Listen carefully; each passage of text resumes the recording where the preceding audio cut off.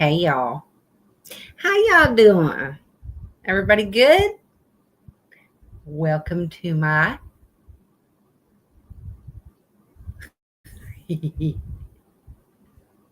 welcome to my fireballs and F bombs.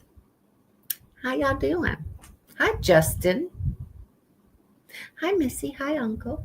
Tonight we are talking about haunted Kentucky. We are already to Kentucky and Louisiana will be next. And I got that earlier. Thank you, Missy.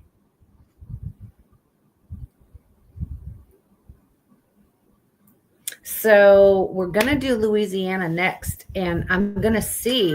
I don't know what his schedule is because I don't know if he's on days or nights or anything right now. But I'm gonna see if I can get Gerald to come on with me, and we can talk. We'll definitely talk about the Myrtle plantation since we've been there, and all that. So how's everybody doing? Everybody, I'm sorry. I know I missed what was it? Wednesday night. Um what was going on Wednesday? I know I was absolutely exhausted on Wednesday and there was just shit going on and I even told Missy I'm like I can't remember what was happening on Wednesday, but I couldn't have it and then it went Thursday. I was thinking about it, but I'm like, "Oh fuck, I'm tired." So I was like, I'm just going to wait till Sunday. My yard will be mowed and all that. So I've got a lot less going on. Was I having, there's been storming here almost every day. And now there's something coming in Tuesday or Wednesday. There's something out there that might be brewing up in by the panhandle. So we're going to find out about that. But if it brews up, it will probably get a part of that rain, but I think it's moving towards Louisiana's from what he said. So we're watching that. But if it does, if it pops up, it's going to be what's the D name, Darren or Damon or I don't know. We're already in the D storms now. So anyway,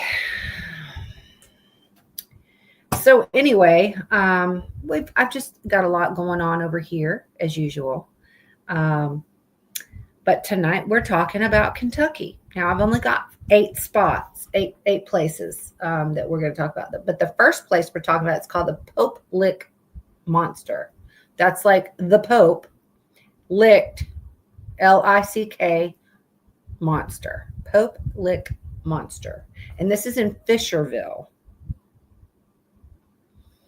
Now, the Pope Lick Monster, also known as the Goat Man, has apparently been luring unsuspecting people to their deaths for as long as the locals can recall. Now, depending on which story you favor, this hairy horned monster is either a survivor from a circus train wreck. Why are these things popping up here? Or a local goat farmer who tortured his goats on behalf of the devil and therefore forfeited his own soul. Now, he is said to mimic the voice of children, calling for help to lure people onto the train tracks, where they then become frozen in place as a speeding train hurtles towards them. Now, it is still a working train track. And I don't think a lot of people realize that. And there's a lot of people that have gone out on to this tracks. And then the train comes and it's way up high in the air. And if you jump off, you die because it's that far you got to fall. Now, the local legend about half man, half goat creatures said to haunt Pope Lick Trestle. It is a large, hairy monster with large horns. This legend is so popular, and he has been for generations. And the trestle itself has been the site of numerous accidents and fatalities. Now, it's a very tall railway bridge over Pope Lick Creek. Spirit Wolf, how are you? I was just talking about you that I wish you'd come in. How are you? Are you okay? I have sent you like 3 emails. Please tell me you got them.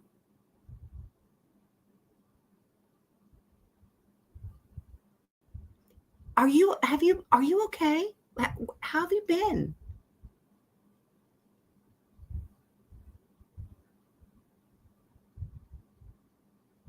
We've missed you, Spirit Wolf. We almost every podcast we're looking to see if you come in.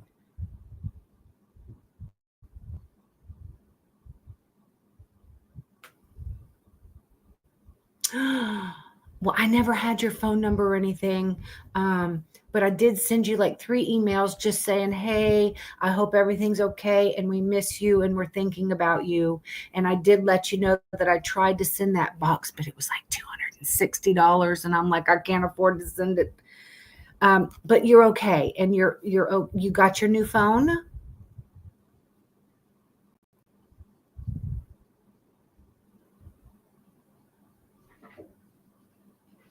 Man, we were beginning to think we offended you or something. And I'm like, she's fucking done pissed off and hauled ass and don't want nothing to do with it no more.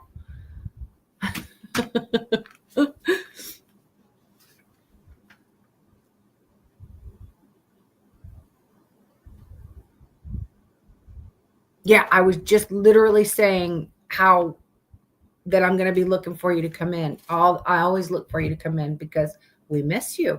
You're fun and you always come in with us. And we have just been wondering where you went.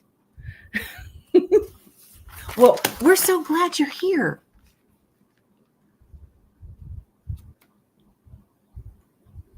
Oh, well, okay. Well, we're here. I'm here. If you ever I'll send you my damn phone number, girl. If you ever just want to talk, I'm here. So remember that.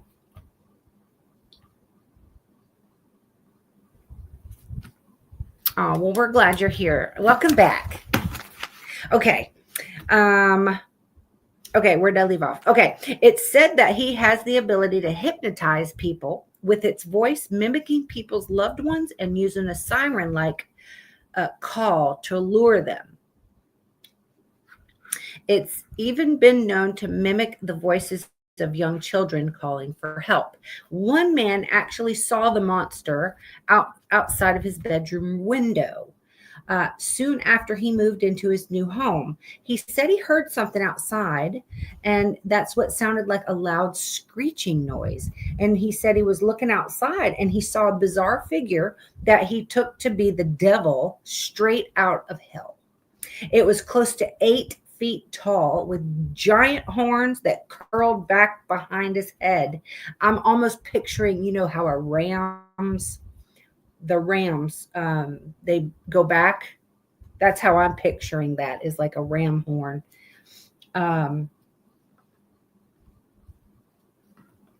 With a burnt orange face and looks mean, and what appeared to have green, like jeweled reflections or green crystal like things like that would shine up on his face. He had a lot of fur on his shoulders. For the longest time, he had trouble sleeping and hated trying to sleep by himself. He said the figure did not look at the window, but just was walking past it as if he was trying to figure out what all these new homes that were built. He never saw it again, but said he'll never forget it. I wouldn't either. I don't think I would like to see that outside my bedroom door. I think I'd probably dump a load if I saw that outside my window. No lie.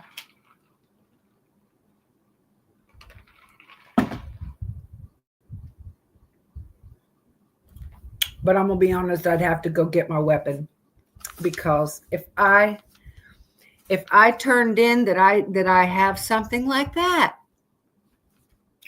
I'm gonna be famous.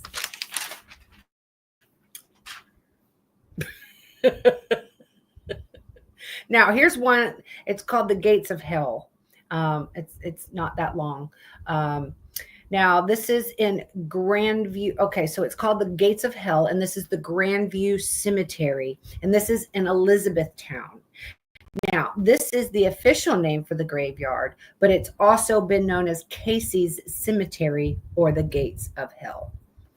All that remains here are the graves of those who died in the 1700s and 1800s and the ruins of an iron and stone gate.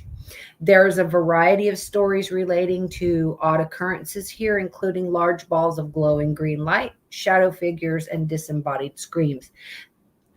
Some have even claimed to have car trouble when going there. Now, I didn't find any more about that. So that's why that one's kind of short, and I didn't even like make any more notes. Now, the next one is called the Old Talbot Tavern, and this is in Bardstown.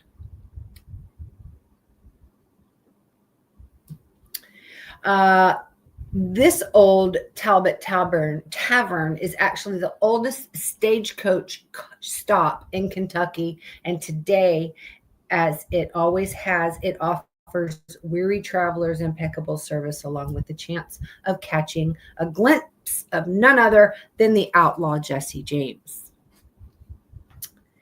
On entering this tavern, one thing is evident: the passage of time since opening in 1770.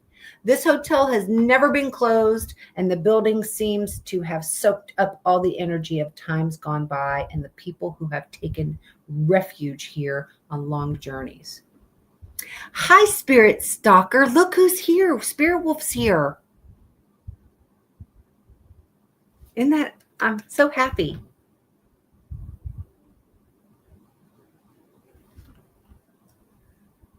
How you doing, Spirit Stalker? This my two favorite spirits are in the room right now.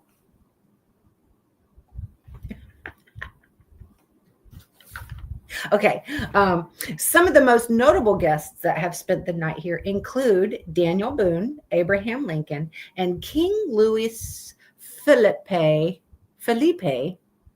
of France. Then, of course, there is the outlaw Jesse James, who had contributed to the hotel's reputation as one of the most haunted places in Kentucky. If you pay a visit to the old tavern today, you may have the chance to see the painting that hangs on the wall, which is riddled with bullet holes. It is said that Jesse James was the one to shoot up that painting, and that his ghost still visits the inn from time to time. However, he is certainly not the only spirit at work here. There are also mysterious female spirit who makes regular appearances, and guests have reported a variety of other unexplained events, including items moving on their own and items vanishing only to turn up elsewhere in the hotel. Ooh, nice. I have to wait till the weekend of August 9th to go to the beach, but we're going. All the girls. It's just a quick girly weekend, and I might even go live if I can get service there. It's called Miranda Lagoon. Okay, let me give it some stuff. Okay. Moving on their own, and items vanishing only to turn up elsewhere in the hotel. Shadows are seen darting around, and doors open and close by themselves. No, it's not skinny dipping. I wish. There have also been reports of phantom footsteps and of furniture jumping up and down for no apparent reason. This was built in the 1770s. The brick section was built in the 1800s. One of the co-founders of the NAACP, Alexander Walters, was born in the kitchen. His mother worked there, and is said that she went right back to work right after giving birth and had him with her while she worked in the kitchen. But apparently when he died, he stayed there in that kitchen.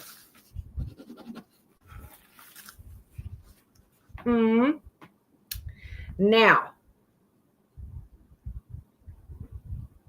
the next one is called the the Mammoth Caves, and this is at Mammoth Cave National Park in Kentucky.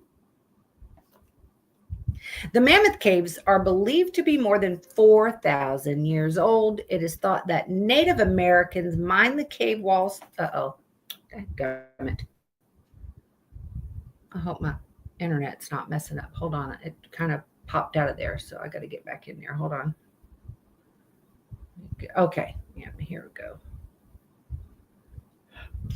Excuse me. It's thought the Native Americans mined the cave walls for minerals and then buried their dead inside.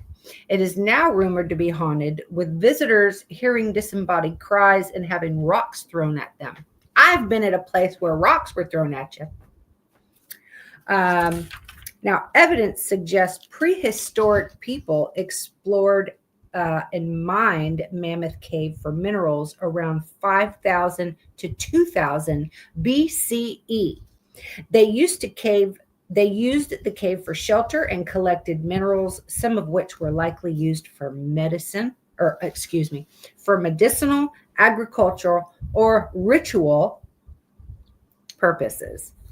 During the War of 1812, enslaved people played a major role in mining a key ingredient in gunpowder. Many visitors claim that they hear voices crying, laughing, and what sounds like hammering.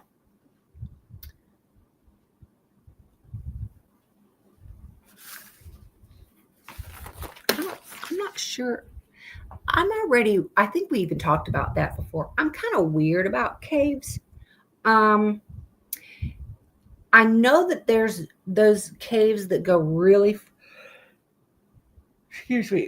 far underground. Remember that I think we talked about these, and they get really cold. Like the further down you go, they stay cold down there all the time. They're like down in the 60 degrees down there all the time. I don't know if I like going underground like that. And then there's some caves that you go in that like crystals are forming. And what happens if you're walking around down there and one of those crystals breaks off and right on your head or something? See, that's the way I think. I would be scared that something would fall, or, oh my God, there's going to be an earthquake or something while I'm down here and everything's going to crumble down on my head. I ain't going in a damn cave. Just like, those miners. What was it? Where was that? That the miner and it crumbled down on top of them. And it took how many months to go in and rescue all those miners out of there? Y'all remember that? It was just like a couple years ago that happened, wasn't it? Y'all know what I'm talking about, right? The miners that got caught down under there. Was that Australia?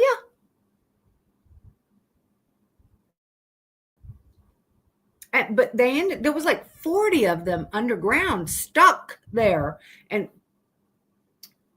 just digging and digging and digging and digging. And they had one little hole. They would get water down to them and food down to them and all that, and trying to figure out who's still alive. And the families are like, oh my God. And they finally rescued. There was like 40 of them down there that they rescued. Yeah, I'm always in tank tops. I don't remember where it was.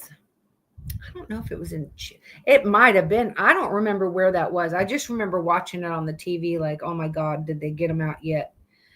And Chile and okay, I got you. All right. Yeah. I ain't going in no cave underground like that. I'm not gonna do that, because that's if I go in a cave, that's what's going to happen. I'm on a podcast. I can't answer what kind of boots. I have all kinds of boots.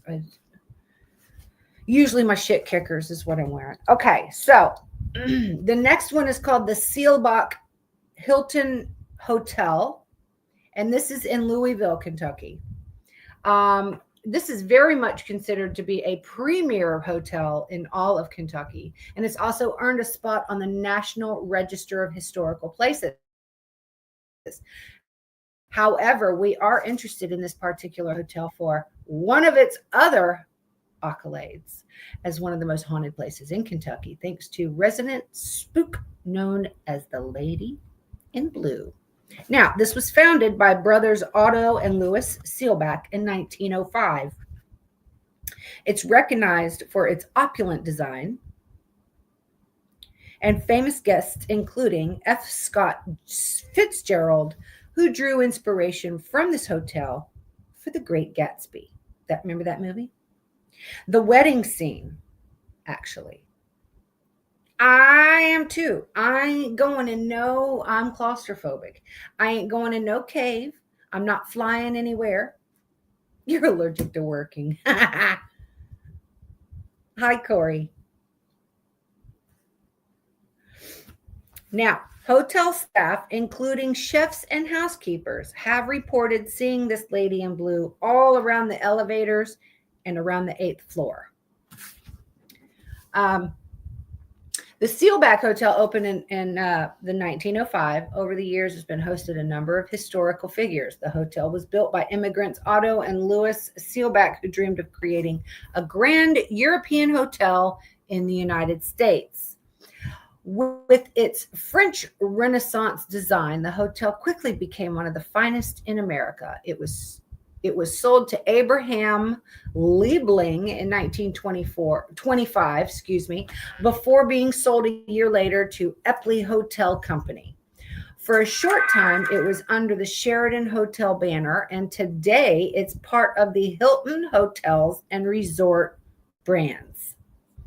You will likely hear many different accounts of the Lady in Blue and how she came to be at the hotel, but all of the accounts agree that she is the spirit of Miss Patricia Wilson. In 1936, she'd moved to Louisville from her native Oklahoma and had recently separated from her husband. The pair wanted to try and patch things up, so they arranged a meeting at the Seelbach. Unfortunately, the husband never made it to the hotel as he was killed in a car crash on his way there. Miss Wilson was understandably devastated, and not long afterward, her body was discovered at the bottom of an elevator shaft in the hotel. Now, opinion remains split on whether this was a suicide or simply a tragic accident. Since then, her apparition has been spotted up on the 8th floor and also on the mezzanine level. Everyone who sees her agrees that she's dressed in blue and has long, dark hair. Poor Miss Wilson is not the only spirit that guests have encountered at the Seelbach. Other reports of paranormal activity include disembodied voices, unexplained footsteps, cold spots, and the scent of a lingering perfume.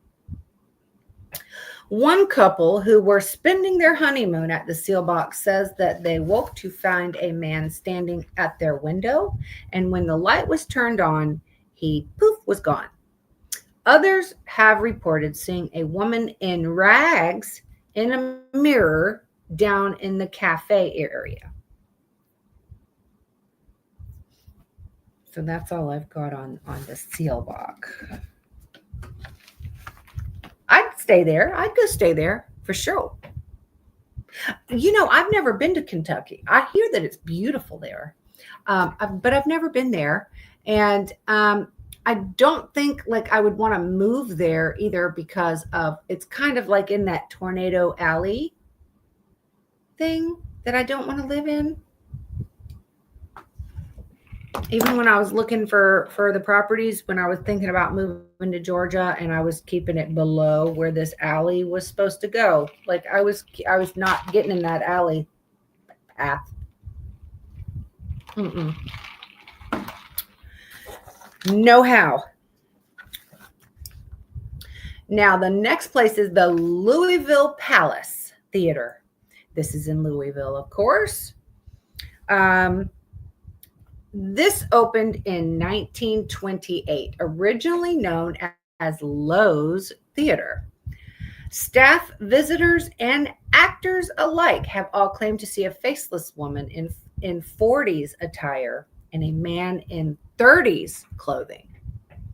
There have also been reports of a child giggling in an empty bathroom, and some say that a projection operator who had a heart attack on the job has never clocked off. Today, it stands as a concert and event venue and seats 2,800 people. Now, also, a gray lady, she's transparent woman in a gray dress, has also been seen walking, and then she'll just disappear. People report to hearing children laughing, doors slamming, footsteps, and a lady that will sing opera. The lights flicker often, doors open and close daily on their own, and people always hear water running. The projector operator named Barney haunts the projection booth. And another spirit, Ferdinand Frisch, Frisch, Frisch, a former employee who also died in the building, is also seen a lot. He is seen sweeping the stage, and he will hum while doing so. I'd go there too. Have you noticed that a lot of those like opera houses from way back in the day seem haunted? Y'all notice, y'all hearing that a lot? Because almost every state that we have covered has had like a haunted, like an opera house, hasn't it? Or is that just me?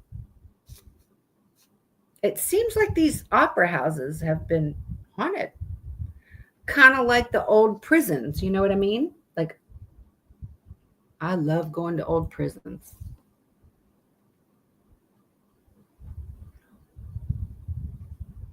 And crazy houses. Mm-hmm. All right. The next one is called the Perryville Battlefield. And this is in Perryville, Kentucky. Now, the biggest Civil War battle that Kentucky has ever seen happen was in Perryville on October 8th, 1862.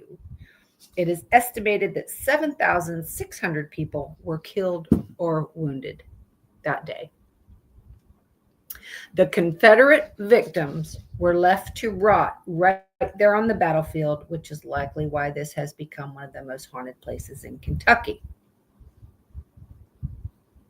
Now, I believe that because there's a battlefield close to me, and we have also heard from other battlefield locations that when the wars were taking place and so many were killed, whether it be the Confederates and the whatever, all of the ones that were killed, enemies or together, were all buried together in one mass grave. And then just buried. Like, there have been graves like this found with just dozens and dozens of, skeletons in them. And they were still wearing their attire. So, they disintegrate in their clothing. So they could tell that it was war clothing, like the Confederate uniforms or whatever. They could tell that this was a mass burial of the ones that perished in the war. So there is a Confederate soldier known as Sam. He will walk out in the open along Merchants Row on dark, hot nights dressed in his uniform. He is seen entering businesses and has even gone into the opera house. There are tales of soldiers materializing and then dematerializing. One even went up to a couple sitting on their porch and told them that their lamp was lit, that because their lamp was lit, it was giving away their position. They told him they weren't trying to hide, and then poof, he disappeared. There are still blood stains on the floors of certain places there from dying soldiers. There is also graffiti from soldiers where their name, rank, and what injuries they had. On the actual battlefield, screams, running, orders being yelled, and horses heard running can all be heard. Now, I believe that because when I went to the battlefield here, we were sitting at the picnic table and we heard a voice project towards us, not in the voice box. So we grabbed our shit quick and went back to the car. And as we were gathering our stuff, I heard this loud, like, but it sounded like running in the leaves, because the leaves, it was all over the ground or whatever. And that noise when you walk on leaves, that crunchy noise, it sounded like horses were running on the crunchy leaves is what it sounded like to me. And that made me book it even faster, because I'm like, fuck, there's horses running through here. I mean, it sounded like horses running through there. And I heard it and it scared the shit out of me. And then that's when we turned around before we got in the car and we took a picture of where we just were sitting. We got this crazy, I don't know what you call it.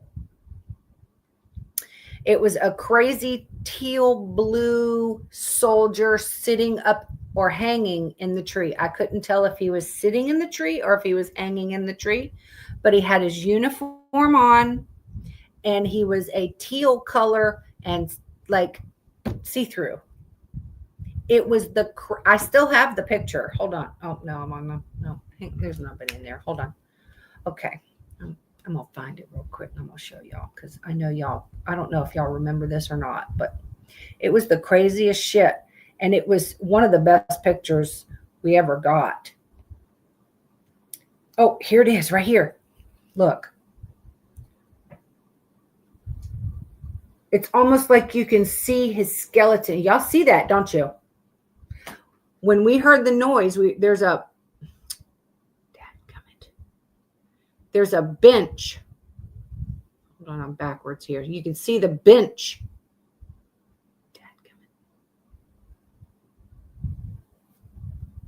No, I'm not trying to edit. Oh, please don't do this. Okay. All right.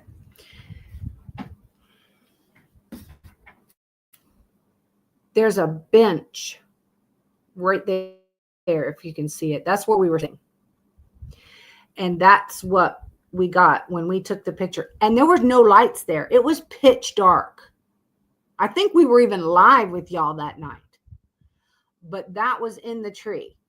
And we were sitting right there when we heard the voice, and I heard the horses running. And this was on Olustee Battlefield here in North Florida.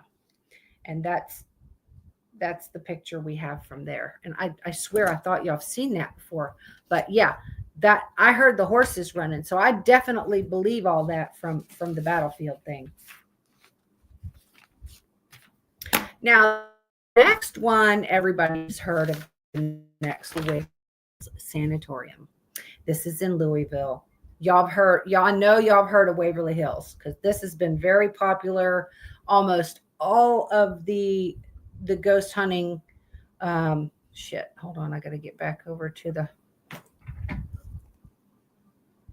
Where am I? Okay. Okay. Almost all the ghost hunters have been there to Waverly. So now there's something special about old abandoned asylums and sanatoriums, but some are just creepier than others. And that certainly applies to Waverly Hills. Without a doubt, this building can be counted among the most haunted places in Kentucky, if not the entire West. Waverly Hills was officially opened in July of 1910. And over the next 50 years, it housed thousands of patients suffering from tuberculosis. The sanatorium eventually closed its doors in 1962 when advances in medication brought new drug treatments that could cure tuberculosis so that it was no longer a threat, no longer a death sentence. The hospital was renovated and reopened as Woodhaven Medical Services. However, by 1980, that too had closed following claims of patient neglect and abuse. Not that tuberculosis treatments used prior to that were any less humane. There's no exact figure for the number of deaths that have occurred in Waverly Hills, but the best estimate put the number at well over 6,000 people. There are many ghosts that walk the halls of Waverly Hills, and shadow figures, disembodied screams, and agonizing moaning are all very normal. We could never mention every spirit that resides here, so instead let's summarize some of the hot spots. Perhaps the most famous is the so-called Death Tunnel. This underground tunnel runs from the main building to the bottom of the hill, and it was used to remove corpses so as not to disturb the other patients. Now, room 502 is said to be where a pregnant nurse committed suicide after the doctor who fathered her child rejected her. Her spirit is said to be eternally tied to this room. There is a ghost of a little boy called Timmy who died in Waverly Hills at the age of 6. He likes to play, and investigators often bring balls and toys for him to play with. On the 5th floor, a full-bodied apparition of a woman running down the hallway with cut wrists has been seen often. People have heard her footsteps as she was running. She screams. You will hear crying, door slamming. You can see blood stains on the floor, and the lights will flicker in the windows. There is a ghost chef in the kitchen, and people have said that they smell baked goods as if someone was in there currently baking. There's shadow figures, and bodies are frequently reported along with orbs, vortexes, and camera malfunctions. Others have been seen as well. A doctor in a white coat, a hearse dropping off coffins, even a dog spirit. Several spirits just wander the hallways aimlessly, and some have even been seen crawling. I believe that. Being back then, I mean, if you're sick, you crawl. People that couldn't walk, they'd have to crawl out begging for medicine. Everybody's heard of the next one too, because all the hunters have been here too, and it's Bobby Mackey's Music World, and this is in Wilder, Kentucky. Bobby Mackey's Music World is not only one of the most haunted places in Kentucky, but possibly one of the most haunted locations in the entire world. They say that about every location. You notice that?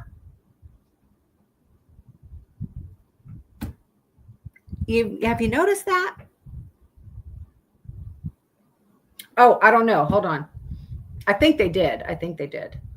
Okay. Come on. It's going to freeze up here on me. There we go. Oh. Where are we? Come on. So irritating. Oh, I'm back up here in Waverly. Okay, Bobby Mackey's.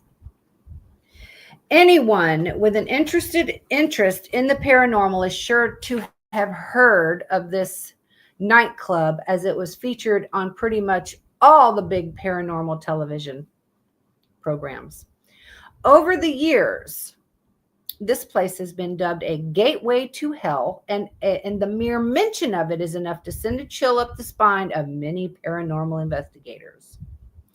Poltergeist activity is the norm in America's most haunted nightclub, so much so that there is a sign inside stating that management cannot take responsibility for any paranormal attacks on the premises. Several visitors have signed sworn affidavits detailing their terrifying experiences. Bobby Mackey's is known for its darker paranormal side, but not all the spirits here are malicious. All right, come on. One of them is a spirit of a dancer named Johanna who performed at the club and died in the club. She had been seen several times performing on stage with the live music acts and owner Bob Mackey has also written a song about her, despite the fact he claims he doesn't believe in ghosts. However, it is the darker entities that get most of the attention at Bobby Mackey's.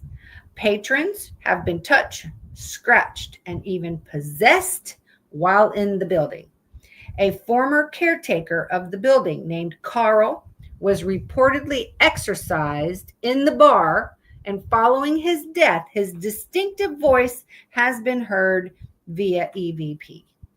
There is a well in the basement, which is said to be a portal to hell, and many claim that demons reside in this bar. It all seems to stem from the fact that not only the building was once a slaughterhouse, but it was also the site where a woman's skull was found detached from her body. A grisly murder took place several kilometers away from where a pregnant woman was beheaded and her head was allegedly disposed. Damn it, this keeps doing that.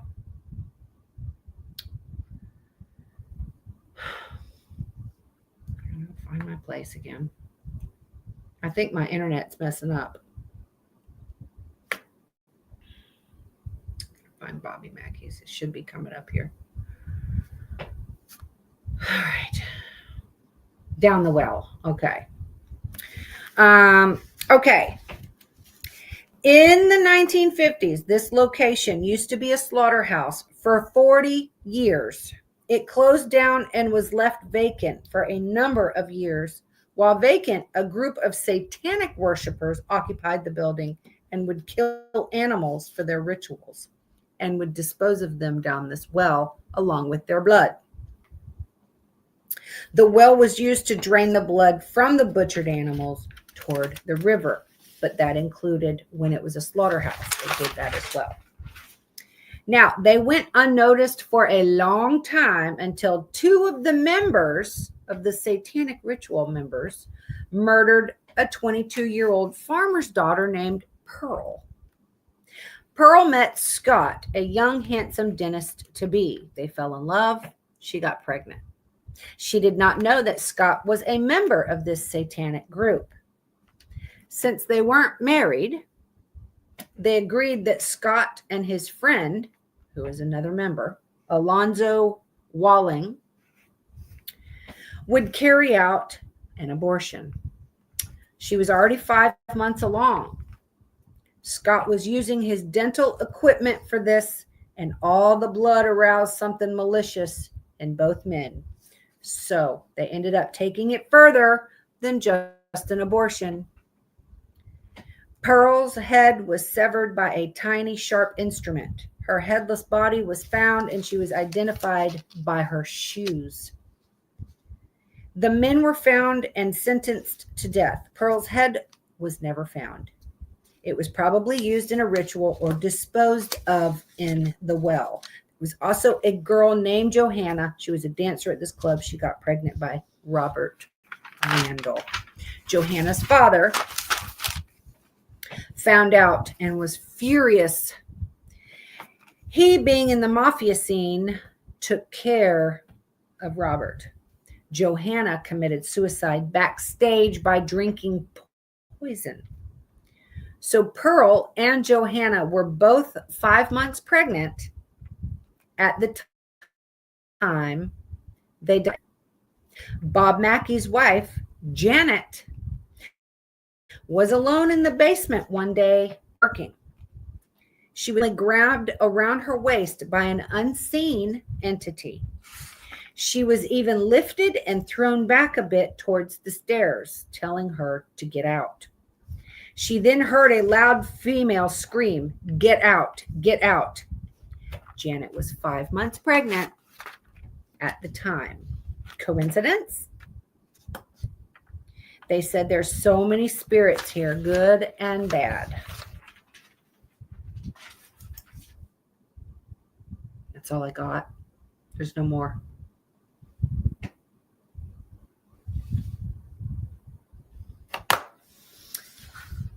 I don't know if that's coincidence. Well, I mean, how she was 5 months pregnant too? Like, if she wouldn't have got out, I wonder what would have happened to her. You know what I mean?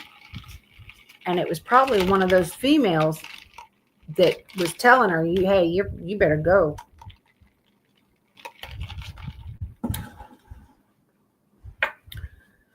So yeah, I had to look up this story. I wanted, because that was very vague, so I had to look up and get the details of all that. I don't think I'd want to go there, but I think I did read somewhere that they did tear that down and it's actually being rebuilt somewhere else. I just don't remember. Oklahoma? In Oklahoma, they're like rebuilding something. I don't know if they're going to call it Bob Mackey's, but I think that original one has been torn down now. But I mean, even if they tear it down though, doesn't the well like go underground? Like, aren't they going to be attached still? So what happens if someone else buys that and wants to build on that property? Like, isn't that going to have the same spirits there and just pissed because now who are you building on my property here? You know what I'm saying? Like, if they're attached to that property where you know what I'm saying? So if anybody does that, I'm sure we'll hear about it. Mm-hmm.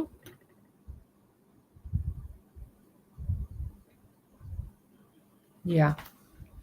So, but yeah, I don't know for sure, but I think I read somewhere that they did tear it down and they're rebuilding. I just can't remember. I think it's like Oklahoma or somewhere over there. I can't remember exactly. Don't mark my words on that. I'd have to dig up a little bit again.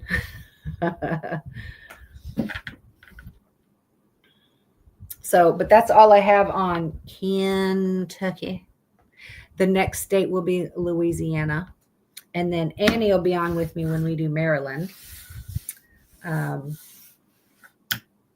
So Louisiana, I'm going to try to find out Gerald's. I don't know if he will, because the only time he can really even go live is when he's on duty. And then I got to sit there and listen to his horn and him yelling at people and trying to pull people over. Is there a place that scared me?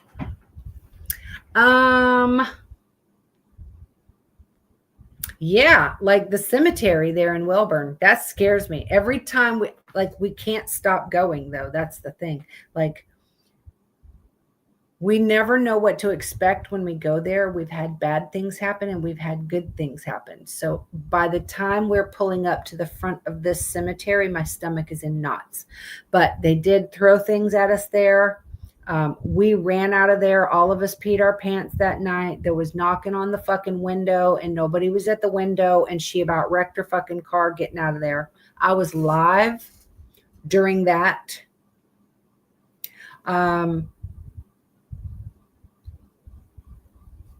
I even saw this head looking thing on the ground. If y'all were in my live, that remember there was a white head looking thing on the ground and I kept pointing to it. And then I went out the gate and I turned around. It was fucking gone. It wasn't there anymore. I was like, where'd it go? was like freaking out. Um, that's really the most scared I've been someplace. Um, the one place in Georgia, when the chair pulled out from the table we were sitting at, and it was almost like they were pulling out the chair to sit on it, but we didn't know that. But all we heard was chair moving, and we saw the chair move, and we done booked it. And that was a little freaky, but that's what we're looking for when we go ghost hunting. So it was very exciting at the same time, and we were like, okay, let's stay right here and see what else we can find. So, but the cemetery has scared me the most. um I wasn't scared at Myrtle's. I wasn't scared at any of the jails that we went to. And that's how I learned I was able to channel. The spirits use me as a channel, and the spirits can show me things on the wall, or I can hear things, and I pick things up from a spirit. That hasn't happened in a while, but I really haven't been ghost hunting in a while either. I'm ready to go though. I'm ready. I haven't been in so long, even somewhere local. I would love to go. It's fun. Yeah. Yeah. I'll never forget that when the chair moved. It scared the shit out of both of us, and we just fucking booked it. We just got away from that table. Oh, and the candles were lighting back up themselves. Those, and they weren't like flame. They were the fake flames. Like the one I have in my teepee. You have to switch the thing on, and it's a little fake flame. And it kept coming on the next table by itself. Um, so yeah, that's crazy. I'm going to say that cemetery scared me the most.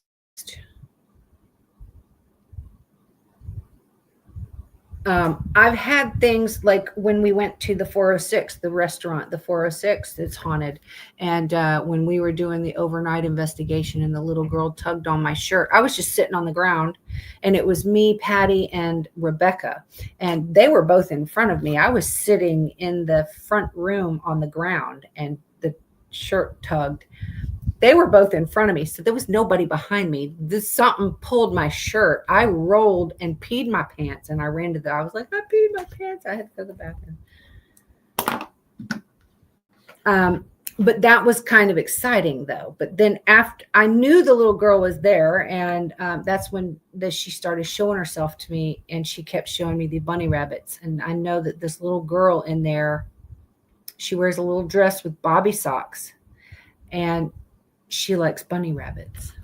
I was inside talking to a friend, and I heard hello. She looked at me, and so I thought someone was at the front door, opened it, and no one was there. She heard it too? Like she heard this the voice say hello as well? She must have. She said she looked at me, and so I thought someone was at the front. Yeah, so she must have heard the voice too. Ooh. Oh, that's awesome. Like, where were you though? Were you at your house? Were you at her house? Like, does she have a spirit there? Did she lose a loved one recently, or anything like that? Like could something be following her, checking on her? Now I'm curious.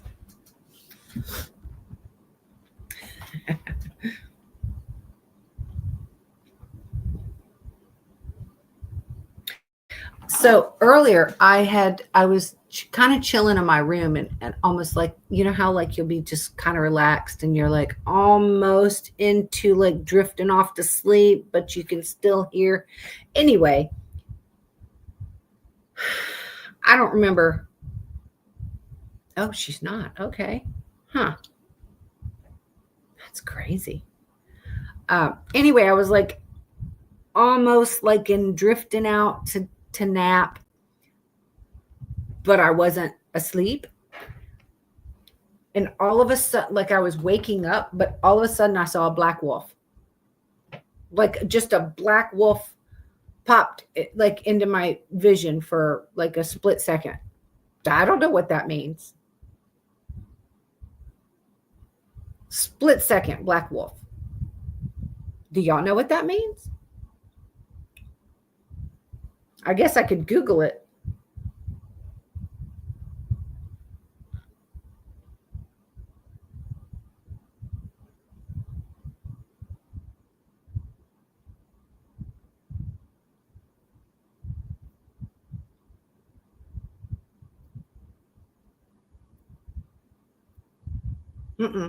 I don't think so.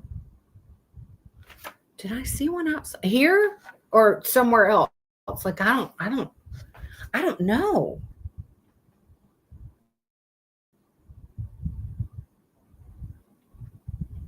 I'm just going to look real quick because there's nobody in here. Okay, so I'm just going to look. I'm going to see what would. How do I Google that? Like black wolf in a dream or something? What does a black wolf in a dream mean? There we go. Search. That's where we're going to look. Symbolizes your shadow self or unconscious, potentially representing repressed emotions, dark desires, or negative tendencies.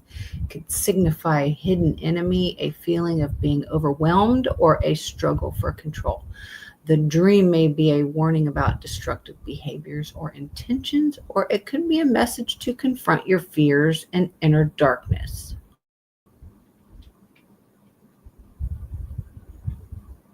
The wolf might symbolize a real-life threat or a person who is not as trustworthy as you perceive them to be.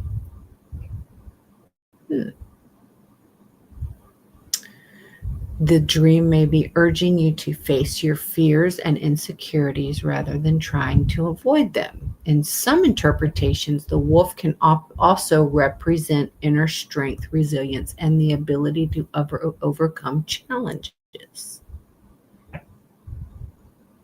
Okay.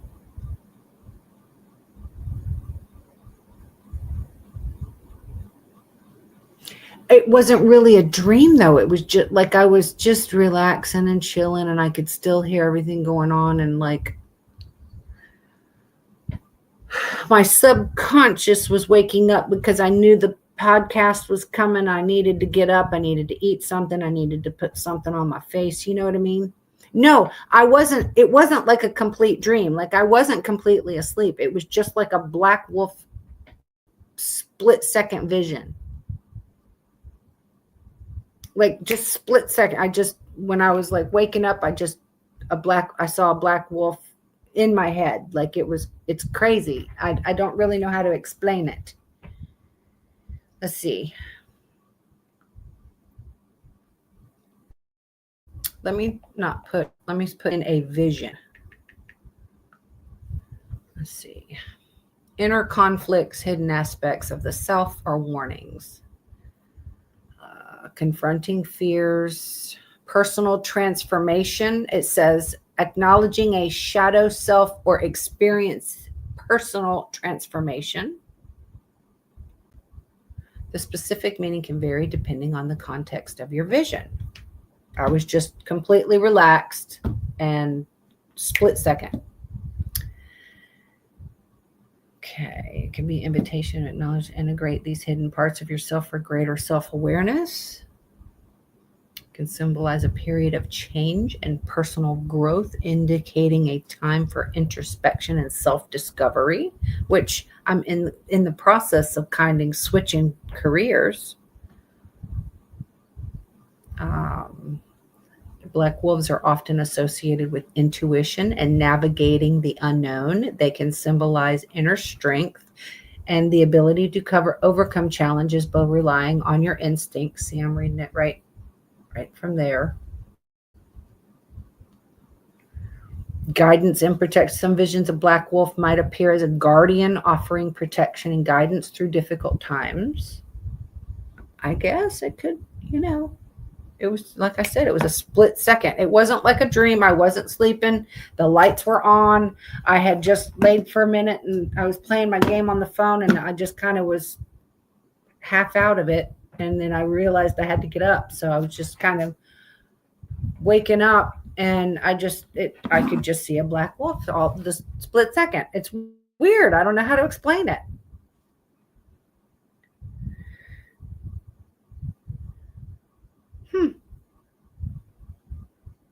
Okay.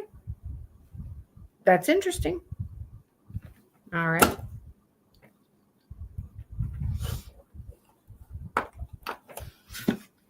I guess that's not too bad.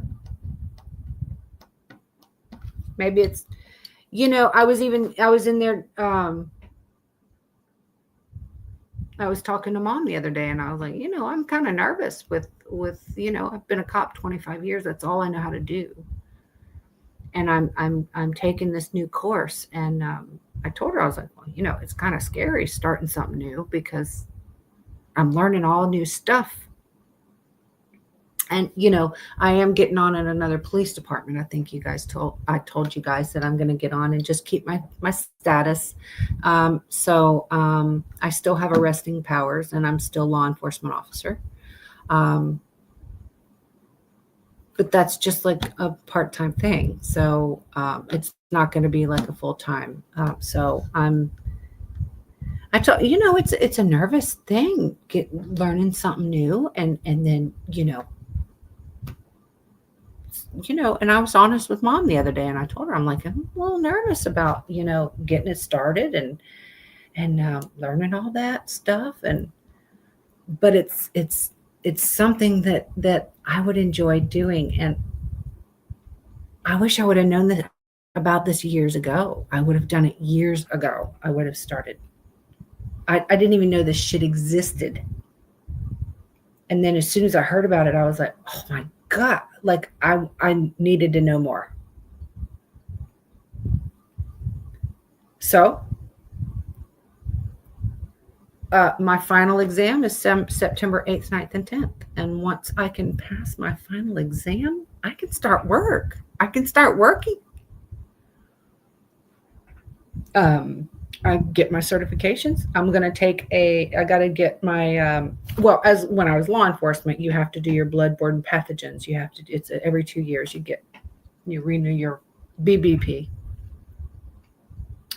So I'm going to redo that, which, I've done it so many years being law enforcement. So, but with this, I got to do the BBP as well. So it's something you renew every 2 years. And so I got to do that. Yeah. Oh, that's right. Spirit Wolf. So, okay. So I am getting certified in paramedical tattooing, which means I am learning. I got my certification in inkless, scar and stretch mark rejuvenation or revision, and then I'm doing scar and stretch mark camouflage, and I'm also doing microneedling, which is for your wrinkles and fine lines and rosacea and stuff like that on your face, like acne, your acne scars and stuff like that. So I'm going to get certified in that. And then there's another course that I'm going to get certified in the laser hair removal, tattoo removal, varicose veins, all that kind of stuff too. And I'm going to do that. Then my friend Tina is going to take the same course, but she's also going to expand with the permanent makeup. So she can do the eyeliner, lipstick, eyebrows, and stuff, eyelashes. She can do up people's eyelashes and stuff like that. So we're going to do that. And I've passed all of my written exams. As of today, I took my final exam and passed it with 100. But yeah, I'm going to be a paramedical tattoo artist. And if you don't know what that is, say you had a car crash and you have a nasty scar on your arm and you think it's ugly, and I can go in and camouflage that to make it look just like your skin color so it's not as noticeable. So I can cover scars, people with like facelifts, and the scars go along here, and I can go along, and then I can do and make it look like hair across there. And I can blend, like acne scars. I can work on that with the inkless.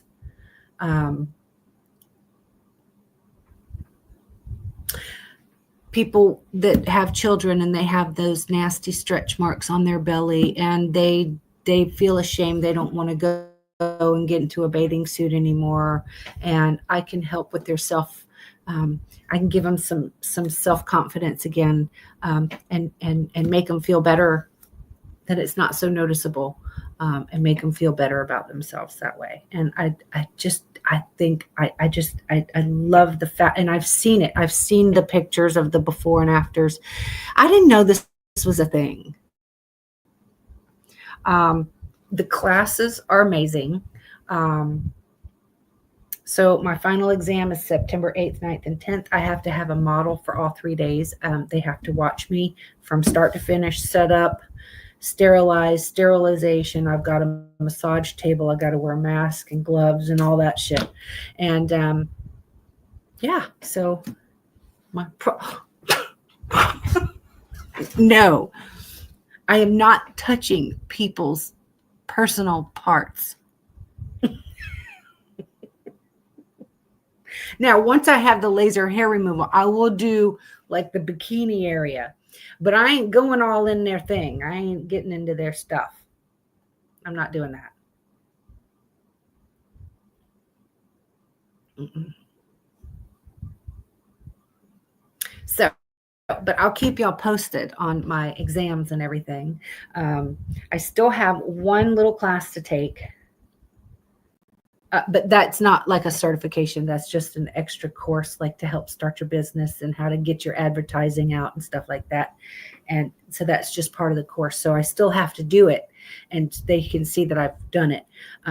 But I've done the ones where I actually have my certification. So, but now the exam is I have to have the 8th, 9th, and 10th, and I have to have a model for all 3. So once I showed they watch me do it, and then it's complete.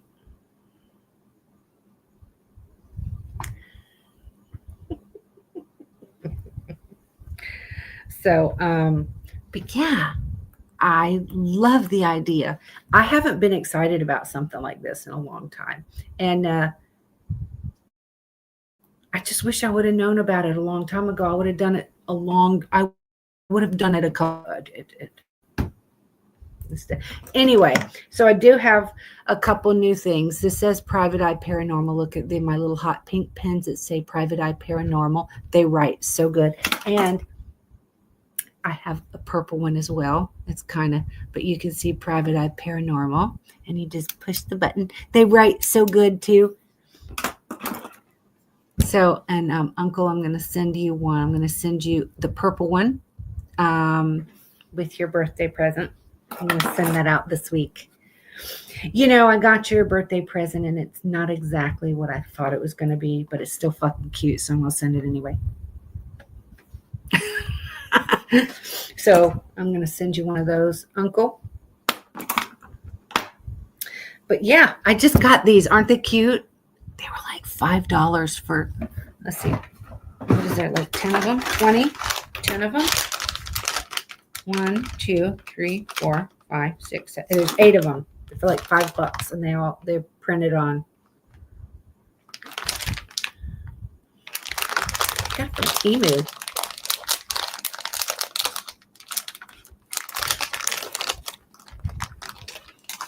They're fun.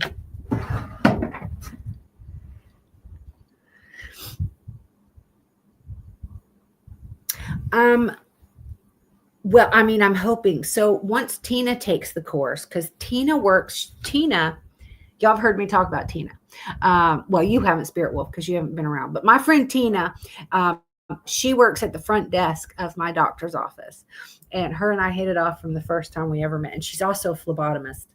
And but she loves the idea of this course, so she's going to take this course as well. She just couldn't do it at the same time, so I'm just going to ahead and get done with it now. My doctor's office, my doctor owns the whole building that he works in, but that front part of the office is empty, and it used to be a radiology office or something. It's got the office, a break room, the front desk, the waiting room, the bathrooms, and then it's got like 5 rooms. Now, if I can start he rents that out. He rents that office out. So she's going to talk to him this week. It's only going to be, like a slow thing to start. But once I get going, and then Tina's going to do it, and she's going to do the permanent makeup, and I'm going to do this, and then I'm going to do the laser, all kinds of shit. And nobody in this area does it. It's like a 2-hour drive to go anywhere to get anything like this done. And I know so many people that are like, they would love to have that done. So I'm going to see where it goes. I'm going to see where it takes me. And, I'm still going to do my part-time job, and I'm still going to do the part-time law enforcement, but I'm going to do my best to try to get this going. And if I can get this going, it's going to be fantastic. So, yeah. So that's it. That's the only thing new. Other than just chores, my normal everyday busy chores and the piggies and mowing the grass and all that. Did I have Tina on? Did I have Tina on? She was on live with me. I think that was just on. Was she on a podcast with me? Anyway, Tina's awesome.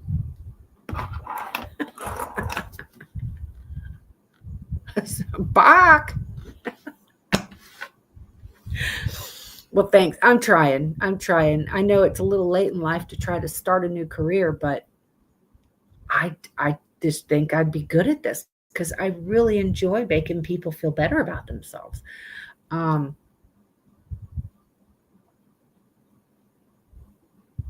just think it'll be a blast.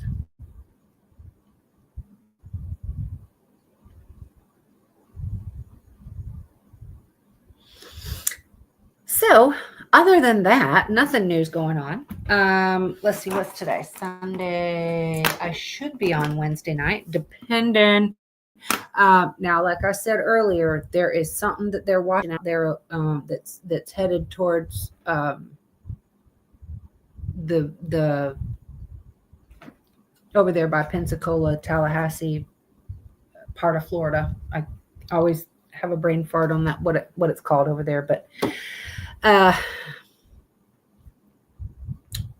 they're watching something that's supposed to be like a tropical depression or something, and they're saying it might possibly be like a hurricane, like a one.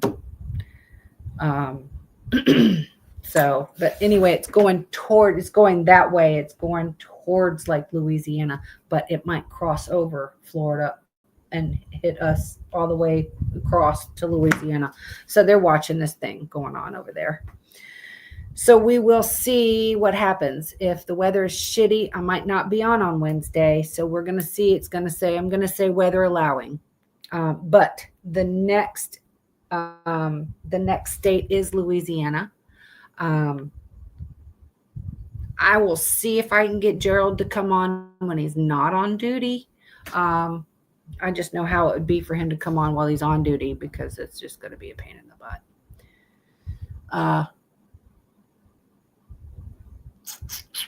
And then Maryland's after think Maryland comes after Louisiana, and then Annie will be on with me for that one. And yeah, so I'm so glad you came in, Spirit Wolf. I feel so much better hearing from you and knowing that you're good.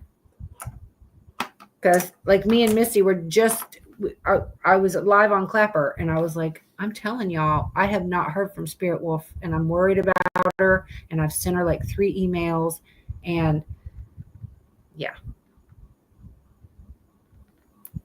So I'm so glad you came in.